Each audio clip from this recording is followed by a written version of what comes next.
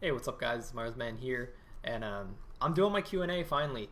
It took a while. I kind of asked for questions. I said I'd do it a week after. It's been a little bit more than that, but it's been hectic as hell with this dog running around. He's just sniffing stuff. You'll probably hear him in the background. I just want to get straight into this kind of Q&A. I've asked some people to ask me questions, which is weird because you ask for questions. It's kind of a question for a question. Upload Engaged actually asked me quite a bit of questions, and and I'll get straight I'll get straight into that. Twitter or Facebook? I am tempted to say neither or both. Um, I like Twitter a lot, but it's not on the personal level that Facebook is. The sharing pictures and all that. I like Facebook for personal level. I don't want to kind of give my Facebook to everyone. Some friends and stuff, that's fine. Family, to keep in touch and whatnot. And Twitter is more like the business side of the world where like you get to talk to a celebrity though they may not read it or something like that. You can tweet out to them. You can post some pictures. It's kind of a quick and easy thing. Facebook is more like I'm sitting down, I'm reviewing what's going on Facebook. I'm gonna post a status or a bunch of pictures and stuff like that. Twitter is kind of more on the go for me. I know it's not like this for everyone, but it's definitely how that works for me. So I like Twitter as far as the community. It's great. I've had some great fun talking to everyone, and it's really cool. I've met a lot of cool people through Twitter and through kind of YouTube Twitter or whatever. It's nice. I do like Twitter a lot. I think because of ease of use, you just basically post your status um, or your tweet, whatever. It's really easy and user friendly.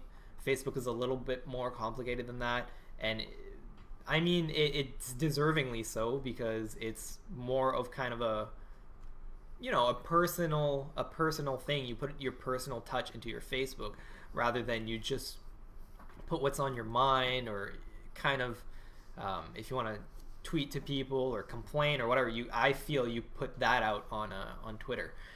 The reason why I kind of backed away from Facebook is there was a lot of Facebook drama on my Facebook, and what I did, I cleared out everyone on my list except for I think 6 people, and now I'm just slowly re-adding as long as I'm seeing people have matured or whatever. So that's kind of what I did with Facebook. Twitter I don't take so seriously. So that's that for that. So the other question, Upload Engaged again, was Astros or Turtle Beach. Right now, I'm just kind of rocking these. I think they're Roland headphones. They go with my speakers, and they're really good. They're just kind of if you're doing music or whatever, this is kind of the set that came with it. I got a mixer and a program where I could record my guitar, some drum tracks, and all that, and these were kind of recommended to go with it. They're not attuned to listen to music or anything like that. They don't have this bass boost or anything. It's pretty much what you play is what you hear. So I like these headphones a lot. But as far as gaming, you like that kind of boost. So I don't have experience with Astros. I have experience with Turtle Beach. I don't see anything fancy with them. I think the ones I have aren't the top of the line ones. They're probably like a middle ground. And I like them fine. I don't like the elasticity. I find the Turtle Beaches are too tight on my head. These are really loose. They don't give me a headache if I wear them for a while. If I wear the Turtle Beaches for a while, it gives me a headache. I don't know how the Astros are, fit or are comfortable. I don't know the mic on it or anything like that. So I can't really talk about that, but thanks for the question anyways. Okay, so Upload Engaged asked me a kind of unfair question. Call of Duty or Minecraft? The thing is, I can't really pick either one of those. Neither are my favorite game of this generation or series. Call of Duty is definitely not my favorite series of this generation, and Minecraft is not my favorite game either. Don't take that the wrong way, as I love both of them. I really enjoy playing both of them, and I have fun, and the community to both those games are probably the two best communities out there as far as a game goes. I think the Minecraft community is really great. There's lots of support, lots of different styles and stuff like that on YouTube, on the forums. Everyone's working towards this Minecraft thing, and it's crazy how big Minecraft got from being just a small indie game, and it's it's competing crazy with these big AAA titles, and even surpassing a lot of them. So Minecraft is definitely quite a hefty game, and Call of Duty has this community for 9 games. It's been building and building and building and building, and it's the highest selling game for a reason, and that community is powerful. And the Call of Duty community is different in the sense of the Minecraft community, where if I want to go find people to play with Call of Duty, I'm going to play Call of Duty. If I want to find people to play with Minecraft, I have to go look in forums, I have to go look on YouTube, maybe message or tweet a couple people. If I just want to pick up a team in Call of Duty, I play a couple games, I meet some randoms, I think they're good, send them a message, we join up, we're playing. You don't have to really go out of your way. So in that sense, the community of Call of Duty is really easy. But then again, Minecraft is more or less kind of solo thing. You can do some multiplayer, and that's really fun. You get to be creative with other people. But it's different in the Call of Duty sense. So I'm not going to pick either one of them. I'm actually going to give you guys a little secret. My favorite game of this generation, where I think everything is great about it, is Dark Souls. Dark Souls is a game you may have seen me play on Xbox, and if I ignore you while I'm playing Dark Souls, I'm sorry. The fact is, you can't even join a party when you're playing Dark Souls. The game doesn't let you. It kicks you out of the game. And I think that's a sweet feature, that this game is meant to be played kind of alone, in the dark. You're going to stress. You're going to be frightened. It's kind of it's a cool game that... The community is so awesome in Dark Souls. So I played this game not knowing what the hell it was. I bought it 2 days after release. The fact is, if you're a new player in Dark Souls, you know nothing about it, go try this game. Go try it. You're gonna fall in love with it or hate it completely. And I'm betting you're gonna fall in love with it. Why? It is known as one of the hardest games ever. And not hard because it's cheap. It's not hard like Call of Duty on Veteran. You're not going to get shot by these bullets on the side that, oh shit, I never saw the guy. You're going to try 100 times to finally get past. Dark Souls, if you try 100 times and you're not getting past it, you didn't change up your strategy. You didn't do anything different. The slogan of the game is prepare to die. That means you are gonna die. And the fact is, you don't have to die. Like, you can play it and be smart with it, and you're not gonna die. You may die, but it will be your fault, and your fault entirely. This game is so much about control of your player, of kind of the player you are, and your movements, and kind of everything you do in the game. It's so based on your movements and what you do and how you play it, that makes it a great game. Anyways, like I was saying, I bought the game and I started playing it like 2 days after release. I did not know what the hell to do. I didn't understand. The game doesn't have a story like other games. Basically, you have to go search for that story, and you can get as much of it as you want, or as little of it as you want. You can go through the game and not really understand a damn thing, not know what's going on. That's fine. You can skip the cutscenes if you want, stuff like that. Or you can go into great detail and get this amazing story. The fact is, I played this game so soon after release, there was no information out there. If I was stuck, I was stuck. I had to figure my shit out. Now there are so many guides, this community has come together and formed this amazing thing that is the Dark Souls community. It's crazy. You go in the Dark Souls wiki, you find all sorts of information. You can basically, your guides are there. If you want to know all the story, there are people online. Who give you that story. Go visit Epic Name Bros channel. Go visit Vegeta. They're two really good Dark Souls YouTubers that I watch all the time, and I'm addicted. I play this game so much, and I still live Dark Souls. I go watch these videos, and if you check out my feed, I've given them likes like it's nobody's business. I just finished watching 20 episodes of Epic Name Bros series Dark Days in like 3 days. I watched 20 episodes, and those are 45-minute episodes. It's crazy. It's so good. Like, even though I've seen everything in the game and experienced it myself, just watching it again, somebody playing it differently than I am, makes this game amazing. I know this isn't a Dark Souls review. But I beg of you, go try the game if you've never tried it. You can probably pick it up for $15, $20, and if you play and fall in love with it the way I have, you're gonna put 300 hours in that game easy. I played about 120 hours in a week of Dark Souls, and it was insane. I was so addicted. I was dreaming about Dark Souls. I was trying to sleep, and my fingers were making the movement, and I was closing my eyes. I was picturing how I would get through this next area that I wasn't able to beat that night, or whatever. And then I'd wake up, I'd get my controller, and I'd be like shaking for more Dark Souls. And I couldn't wait to play again. I just went back to Dark Souls about 2 weeks ago. Dark Souls is the game of this,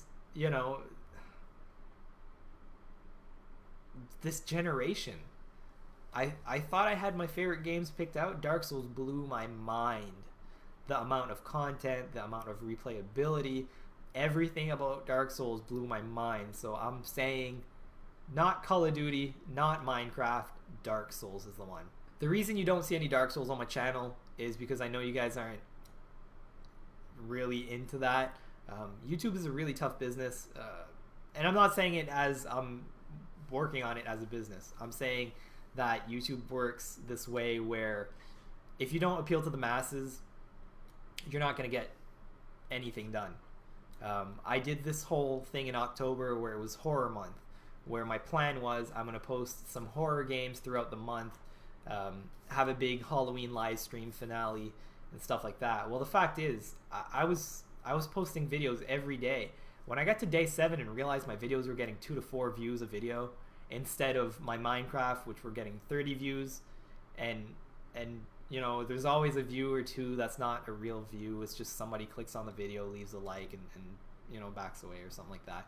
I realized that, well, doing this thing and putting a lot of work into it, I was editing the volume and the cutscenes where I would put it up, and I worked with this really shitty editing program where that was really difficult to do. Like, I put my heart and soul into bringing that content because Dead Space is one of my favorite games on Xbox, and the effort wasn't worth kind of the benefit of doing that. So I stick to Call of Duty and Minecraft, and I try to mix it up a little bit, adding some other stuff. That's what the live streams are for, right? For you guys to watch me play something different. Of course, I will show some Call of Duty, and I will show some Minecraft in a live stream, but it's something a little bit different to my videos, just so that I can show a different side of me. And I have kind of this idea that if I post something that don't get a lot of views, I'm not going to grow the community that I want to grow. So that's why I stick to the other games. That's why you haven't seen Dark Souls, even though it's my favorite game of almost all time. It's my favorite game of this generation, and yeah, that's kind of the reason behind it. So Minecraft, Call of Duty are up there, but Dark Souls is the way to go. Okay, so PC or console? That's kind of a weird one for me. I play console. I have recently started to play PC, and I noticed major differences. The fact is, you're gonna get these system exclusive games, right? You had Halo on the Xbox. You have this like God of War thing on PlayStation. If you want to go PC, you can, any MMO pretty much you can get on PC. If you go Nintendo, all the Nintendo games I grew up playing, they're all on the Wii, on the Wii U, on the DS, on all those Nintendo systems, like Mario, Zelda, stuff like that. So PC or console isn't really a thing for me. I say console because that's what I play. I like having a controller in my hand. I like that kind of interaction. But you know what? I started playing Assassin's Creed 3 on PC, and the graphics are incredible. Like, they're definitely better than any other Assassin's Creed I've played on console. This is the first one for me on PC, and the graphics are amazing. It plays really smooth because I have the PC to run it at the high settings. And it's really amazing to me. It's an amazing experience. When you're going Minecraft, I prefer PC. Why? Because they update more. There's kind of more support. The Xbox edition isn't quite there yet. And there's a lot of support in PC in that community. A game like Dark Souls I talked about, well, when it came out on PC, the same time it came out on Xbox, the PC had the Prepare to Die edition, which was a whole extra kind of area and DLC that we later got on Xbox, and we had to pay extra for that. So there are certain things about the PC that I'm finding that it is better to play on PC. And I'm not going to pick one or the other because I'm going to have both. I don't think that's a problem. I think in this day and age, a lot of people have PCs, and the PCs are pretty good. They can run some stuff, even if you don't have the highest end PC available. The reason why I went for such a high end PC is the fact that I needed to run a lot of stuff on there. I needed to do these videos. I need to do it efficiently. I wanted to run games to record the videos and in better quality and stuff like that. So I went with a higher end PC, but I was doing just fine with my i5 core processor upstairs, the one that I was using before, just to make the Minecraft videos and stuff like that. I was doing just fine with that. And that's kind of not even the minimum that you're able to do. That was a pretty decent PC, even though it wasn't the craziest thing available. So you can actually, with something like this laptop here, Chica's laptop, she's able to play Minecraft kind of with no lag. You just have to adjust the settings, and that's the great thing about PC, is the fact that you don't have to run at the highest resolution. If you have a PC that can run it, great, the game's going to look good. Otherwise, it's pretty much going to look like a console game. Maybe a little bit worse sometimes, but you just lower it to low, and you can run it fine sometimes. The great thing I like about consoles, though, is the fact that they're all built the same. So you're not going to have an advantage because you have this console that someone else doesn't have, like a different edition. With the PC, everyone has a different build, everyone has a different model and stuff like that, and the fact that I can run something that you can't kind of sucks. And that's the big difference between console or PC for me, is the fact that all consoles are made the same. All consoles will run Call of Duty the same way. If I play it here and Chica plays Call of Duty on her laptop, mine's going to run it a lot better because my console's better. So in that sense, console or PC, I'm going for consoles because of that. But just in general, console or PC, I got both. I'm going to play both. I'm going to enjoy both. And I'm going to enjoy the exclusives of everything. So thank you for the question. From PC or console to PC or Mac. The fact is, I don't have any experience with the Mac. But the things I do know about it is it's great. It has a lot less people using it for sure. Apple is going insane. It's growing so much since the kind of the iPod and iPhones and stuff like that. I think we're seeing more and more people go for the Mac instead of the PC. The fact is, there's a lot more support for the PC, and that's why I go for PC. I like the fact that with Mac you can actually run Windows in Mac, so that compatibility and support kind of goes down the drain. You get to have both worlds on the Mac like that. So I don't think it's really so much as an issue as it was like 5 years ago even. Mac is getting more and more current as far as all the support you can get for it and stuff like that. So I go with PC because this is what I know. This is what I'm comfortable with. In that sense, I am going with my PC, but I'm seeing a lot more of you guys go Mac and suggest Mac and stuff like that. So I have nothing against the Mac. I just haven't had experience with it. Mark Ford, thank you for the question. What do I think about the Connecticut shooting? This shooting in Newtown, Connecticut, basically what happened, if you don't know the story, a gunman walked into a school. He got in the class. He shot everyone. I don't know him. I'm laughing because it's so pathetic.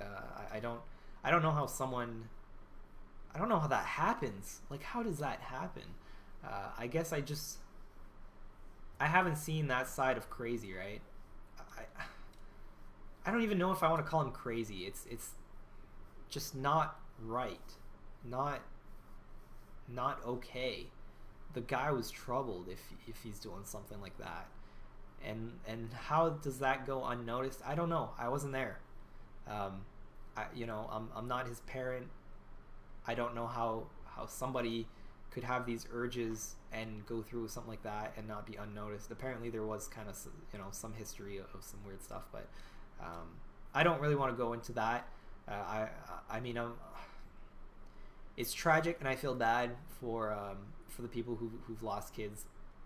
I just want to address something real quick, then I'll go into kind of my detail of it. I'm hearing that people are saying it's a hoax. This is a theory that the whole thing was kind of this government plan, conspiracy to gain control. I'm not going to address that. I'm not going to say whether I believe in that or not. But I am going to go on the assumption that this really happened. Like I said, I'm not saying it did or didn't. I'm just going to go on that truth, because there are two truths, which is weird to say, but kind of there's the truth that it happened and the truth that it didn't happen, and it's kind of a I'll never know situation, and people may never know, and it's gonna go. These people are gonna have these theories on and on and on, and then there's gonna be the people that say, well, this happened and stuff like that. Whatever. I don't want to go into that detail. What I want to talk about is the effect of something like this affects video games and video game laws and stuff like that. Just like with Columbine, they blamed, like, the guy listened to Marilyn Manson and metal music and stuff like that. So that they found this, this CD or poster or whatever of Marilyn Manson, and there might have been a Call of Duty game. Some people have killed, and they go to their apartments or their homes and they find a Grand Theft Auto game, so they're like, oh, well, Grand Theft Auto is responsible for this. Marilyn Manson is responsible for this. In this case, the guy had video games, probably Call of Duty shooters and stuff like that. Oh, well, that's the trigger and that's what's responsible for this. The fact is, I think what's responsible for that is the communication and kind of the things they're taught growing up. I've always been exposed to violence in video games, in movies, TV, sports. I have been exposed to that from a very young age. But the fact is, I wasn't left alone on the couch to watch. Geez, what was a movie from back then? Let's say Teenage Mutant Ninja Turtles, right? That has some violence. They're turtles fighting the foot soldiers. And I don't mean like foot soldiers. I mean the foot. That's what they're called, the foot, right? And there's violence. They're hitting them with, sticks and knives and all sorts of things, right? And that's violent. But the fact is, I was always taught that this isn't real, right? This is a cartoon you're watching, and it's not real. The real violence is war, and it's dirty, and it's nasty, and kind of it's not this kind of cartoon fantasy thing. When I'm watching a movie, if I'm watching Die Hard or something like that, it's a movie, it's acting. Like, my parents did a great job kind of doing that for me, right? They instilled these morals, and it was seeded in me very young that this stuff is not acceptable. Well, it's not every parent that can do that for their kid. It's not every parent that's present. It's not every parent that's there to support. So a lot of people, if they're left on their own, their mind is gonna develop these thoughts about video games, like, oh yeah, like shooting, like I'm killing you, stuff like that, and that's where things can go wrong. I actually saw an episode of Penn and Teller's Bullshit. Penn and Teller are a couple of magicians. They got some really cool stuff, but they're also really funny guys, and they have a show called Bullshit. And there was this episode about just that, kind of the video game violence and stuff like that. And they found like a 9 or 10-year-old kid. I'm guessing he might have been younger, maybe a little bit older. And you should go check out this episode that I'm talking about after. You can probably find it on YouTube. Don't go download it. It's illegal. But you can probably find it, or there's reruns that play on like HBO and stuff like that all the time. But anyways, they took this kid who played shooters. His mother would purchase it for them. There are ratings on these games for a reason. 18 or mature, you know. You can't buy the game. Your parent has to allow you, kind of as a, you know, supervising. And I know some people abuse that system. It's too bad, but there are kind of those age limits for a reason. That's the type of control. But this kid, 10-year-old or so, was playing Call of Duty. He liked the game. He would play with his friends, whatever. And then Penn and Teller were like, okay, well, just how violent is he? He plays these games where, you know, you kill people.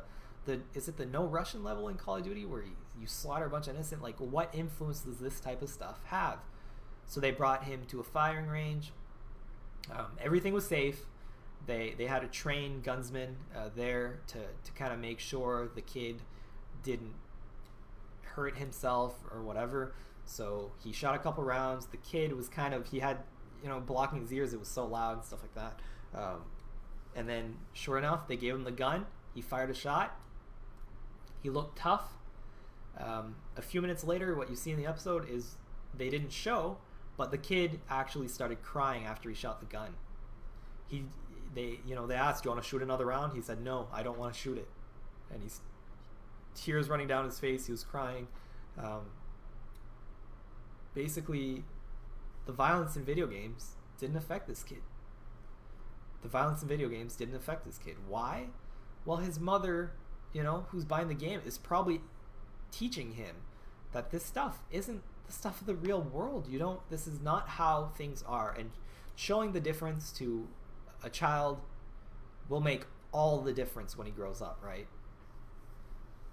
Sure, people can snap, but if you start with these right morals, if you focus on the right things, I think you can avoid things like that. And I think that's something that our society needs to pay more attention to, is to instill these morals and these things in the kids before they grow up, and to not let them grow up on their own. I know it's a sad thing, it happens, but I think that's what we have to address. It's not the fault of video games. It's not the fault of movie or music. Sure, you can go and blame that stuff, but really it was the person, and they're out of the billions of people out there, you're gonna have some people with a couple of screws loose, or with, you know, some mental problems that will crack and do something. The fact is to try to keep an eye on these people and make sure that this stuff doesn't happen. Anyways, that's my thought on that. Sorry for the kind of depressing subject. Okay, last question. So how did you get into YouTube? There's no specific person who's asked me this question, because I've been asked more than once, and I think that's kind of the big thing. I think I'll answer why I got into YouTube, and then how afterwards. Why I got into it was, well, I've had a weird life. Friends have come and gone. I've pushed people away because I wasn't interested, and basically I chose this path of solidarity, and I think it's a good path for me because I'm okay kind of being on my own, and I'm okay doing things without relying on other people's. And what pushed me with YouTube is the fact I felt okay being alone, but I felt alone, obviously. And YouTube was kind of a community I saw that interested me, that had a lot of people in there that really cared for the things they were doing.